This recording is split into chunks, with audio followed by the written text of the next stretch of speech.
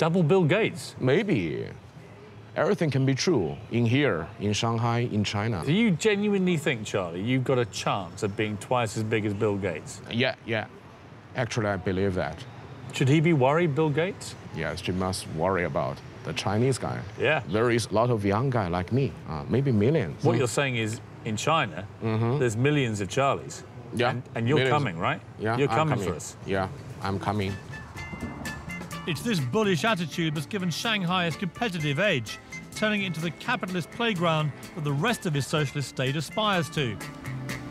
The one thing I'm learning about Shanghai is they don't do things by halves here, and they definitely don't like coming second.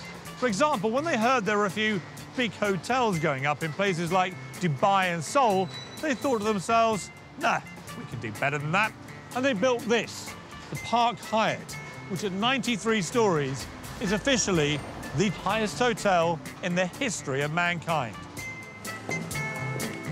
Let's just hope this is all built on more than Dubai's shifting economic sands. You'll find the best room here on the 88th floor. Whoa! Now that is a view. But so it should be, because in communist China, you don't just get an ordinary president's suite, you get one of these babies, a chairman's suite at £8,000 a night. But for that, you do get quite a lot. You get your own private kitchen with your own chef, your own butler, a steam room, an infinity pool, just about every form of capitalist luxury you could wish for. And it's not for us foreign Westerners, it's the local communists who are lapping it up. I just wonder if this is what Chairman Mao had in mind when he brought in the Cultural Revolution. Shanghai is changing the world's preconceptions of Red China, though not without some help from a new breed of British expat. 26-year-old, bit of a Sloan. You probably wouldn't mind that, would you? I'm not a Sloan, that's what I'm going to say. I try to get to grips with the local produce. Blimey. Easy, Tiger. Whilst one man and his wife are double-handedly bringing the sin back to this city.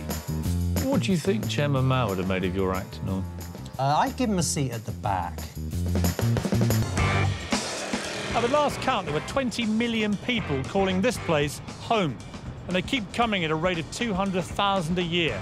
Shanghai is one of the biggest cities on Earth. And everyone's here for exactly the same thing. Money. It's a far cry from rural China, where peasants exist on pitiful incomes, less than a third of their city comrades. Meanwhile, luxury apartment blocks are springing up all over Shanghai to house the new urban super-rich. This one's owned by Pearl Lam, a multi-millionaire art dealer whose personal collection takes up an entire floor. So she's had to move out to the lavish penthouse above it. How are you, Piers? Lovely to see you. Thank you for inviting me in. Oh, my God. How far does it go? You can skate through. Is this your dining room table? Yes. How many do you get around there? If I push to the limit, it's 66.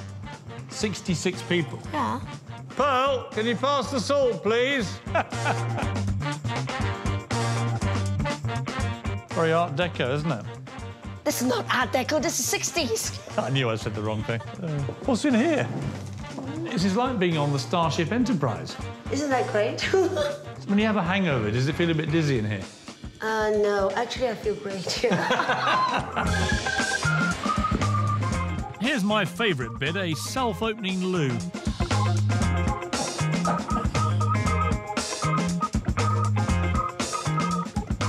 And there's a terrace opening out onto a view only the wealthiest could afford. Whoa. Look at that. What a view. This penthouse is all about entertaining, so Pearl's invited a few of her influential pals over for a power chat with me. There's Lynn, the internet entrepreneur, Ilaria, the industrialist, and Zoe, the film producer.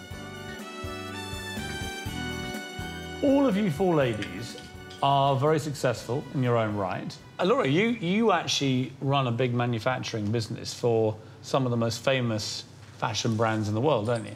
Who do you make clothes for? I'm sorry, I can't tell you. Why can't you tell me who they are? I have the contract with them. I'm not allowed to talk who are producing in my factory. But these are some of the biggest brands in the world.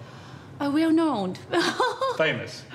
I think so. But they don't want the world I'm to know. sorry on that. They don't I want don't the want to world- go deeper. No, but they don't want the world to know that you're making them in Shanghai.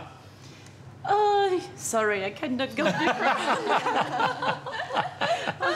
See, what I love about Shanghai is the women are also confident. And as the Americans would say, you kick butt. I think the Shanghai woman rules because it is the husband who cook, who look after the children, who does everything because Really? they worship the ladies. What, the guys come home from a hard day's work and they cook, clean, look after the kids?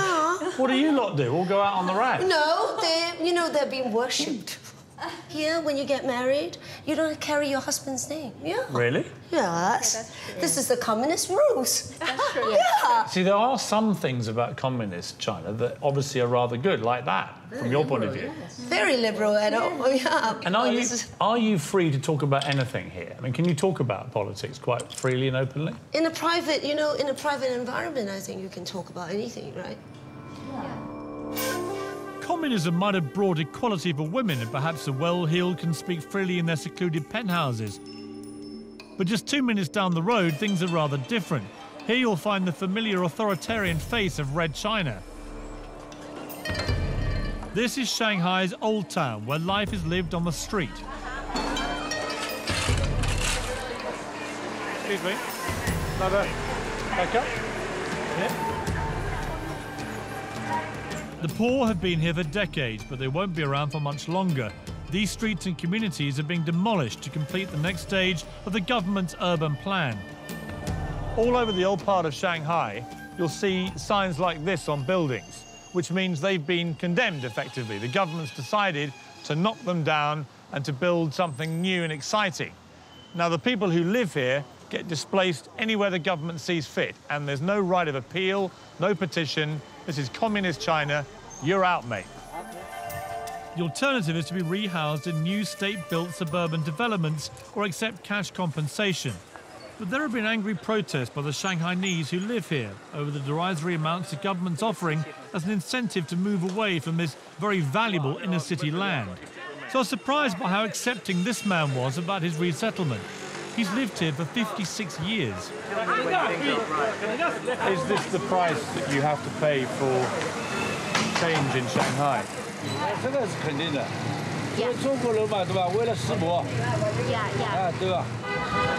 So it's really interesting. The government decided one day to knock down his property and displace him 8 kilometres away from here, away from everything he knows. And yet his attitude is one of great pride that he's doing his bit for the national cause. With a population density already 4 times that of New York's, I guess something's got to give to house the hundreds of thousands of rural migrants who arrive here every year searching for that Shanghai dream.